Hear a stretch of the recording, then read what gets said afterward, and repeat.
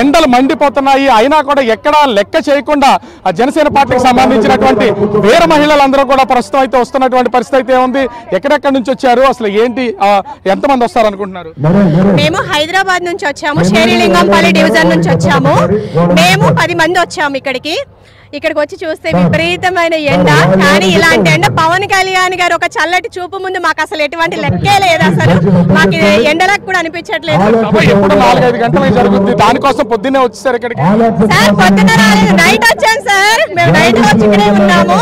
అసలు మాకు ఎంత ఎక్సైట్మెంట్ ఉందంటే కళ్యాణ్ గారిని డిప్యూటీ సీఎం గా ఈ ఆవిర్భావ సభలో చూడడం అనేది మాకు చాలా సంతోషంగా ఉంది. ఆయన అక్కడ ఆ స్టేజ్ మీద చూడడం కోసం మేము నైటే వచ్చాము.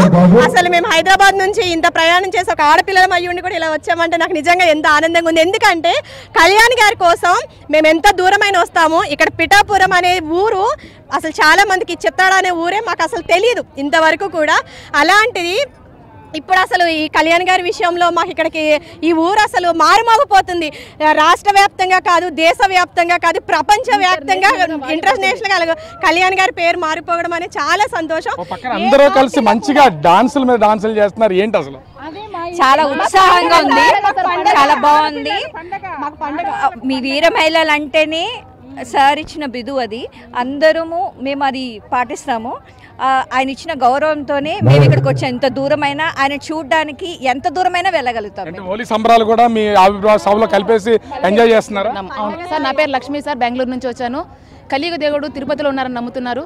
నేనైతే పవన్ కళ్యాణ్ ఇక్కడే ఉన్నారు, ప్రత్యక్ష దైవం అని నమ్ముకొని బెంగళూరు నుంచి ఒంటరి పోరాటం చేసుకుంటూ ఒక్కదానిగా వచ్చాను sir. Thank you so much sir. నాకు ఇక్కడ చాలా మంది ఉన్నారు, మీరు ఎక్కడి నుంచి వచ్చారు? అసలు ఇంత సభను చూస్తున్నారు కదా?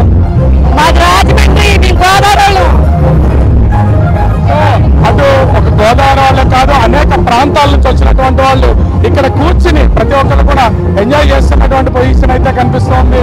సో డాన్సులు వేస్తున్నారు, అదేవిధంగా వాళ్ళు చేస్తున్నటువంటి మూమెంట్స్ కూడా మనం అయితే చూడొచ్చు. ఇక్కడ కనిపిస్తున్నటువంటి అంటే పవన్ కళ్యాణ్ చూడడం కోసం హైదరాబాద్, బెంగళూరు అనేక ప్రాంతాల నుంచి వచ్చినటువంటి వాళ్ళు అయితే మనము ప్రత్యక్షంగా చూడొచ్చు.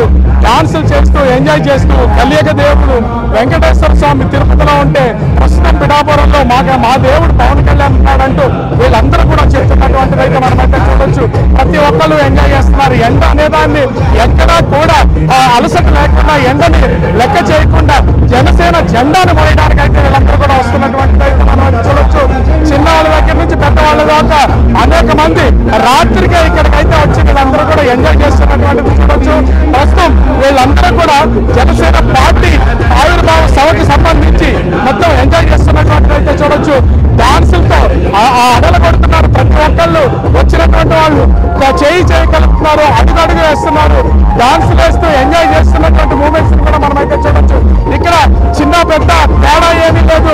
ప్రతి ఒక్కరిలో కూడా వచ్చినటువంటి ప్రాంతం వేరు, మనుషులు వేరు, ఒకరికొకరికి సంబంధం లేదు. అయినా కూడా ఇక్కడ ఎంజాయ్ చేస్తూ వీళ్ళందరూ కూడా అటు జనసేన పవన్ కళ్యాణ్ నా దేవుడు అంటూ వీళ్ళైతే పవన్ కళ్యాణ్ చూడడానికి వచ్చినటువంటి పరిస్థితి అయితే ఉంది. రాత్రి వచ్చారు, ఎండ భరించలేనటువంటి పరిస్థితి అయితే నెలకొంది.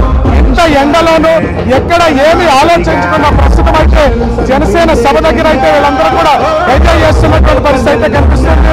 ముఖ్యంగా వేస్తున్నటువంటి డాన్సులు కానీ ఇక్కడ చూస్తున్నటువంటి వాటికి సంబంధించి కానీ అయితే ఇక్కడ ఎవరన్నా మనం ఒకసారి మాట్లాడే ప్రయత్నం చేద్దాం. ఏంటి ఇంత మంది అయితే ఇక్కడికైతే వచ్చినటువంటి పొజిషన్ అయితే ఉంది, ఎట్లా అనిపిస్తుంది జనాన్ని చూస్తుంటే? వచ్చినటువంటి వాళ్ళు డాన్సులు కూడా చేస్తున్నారు. యాక్చువల్లీ మాకు జనసేన ఆవిర్భావ అంటేనే మాకు అదో మరో పెద్ద పండగ మాకు. ఎందుకంటే ఇది వారసత్వంతో వచ్చిన పార్టీ కాదు. ఎన్నో పోరాటాలు చేసి అవమానాలు ఎదుర్కొని వ్యక్తిగత దోషణలు ఎదుర్కొని స్థాపించిన పార్టీ ఇది. సో మాకు ఆ మాత్రం పొగరు ఉంటుంది ఖచ్చితంగా. ఎందుకంటే మా సొంతంగా మా నాయకుడు ఎక్కడి నుంచి వచ్చారు మీరు? మేము పాలకొల్లు అండి, పాలకొల్లు నుంచి వచ్చాము. పాలకొల్లు ఎక్కడి నుంచి అనేది ఉండదు, దీనికి రావాలని కోరిక నెరవేర్చుకోవడానికి వచ్చాం మేము అంతే. ఒక్కొక్కళ్ళలోనూ ఒక్కొక్కటి ఎక్కడి నుంచి వచ్చారు. మొత్తం ఇంతమంది జనాలు వేరే మహిళలందరూ కూడా సభల దగ్గర కూడా సపరేట్ చేసి అందరినీ కూర్చోబెడుతున్నటువంటి పరిస్థితి. ఇంత ఎక్కడిని కూడా లెక్క చేయకుండా పవన్ కళ్యాణ్ గారు మహిళలకి వీర మహిళ అని పెట్టినప్పుడే జనసేన మహిళలు అంటే ఏంటో ప్రూవ్ అయిపోయింది. అంటే ఝాన్సీ లక్ష్మీబాయి లాంటి వీరత్వం ఉన్న వాళ్ళే మహిళలు.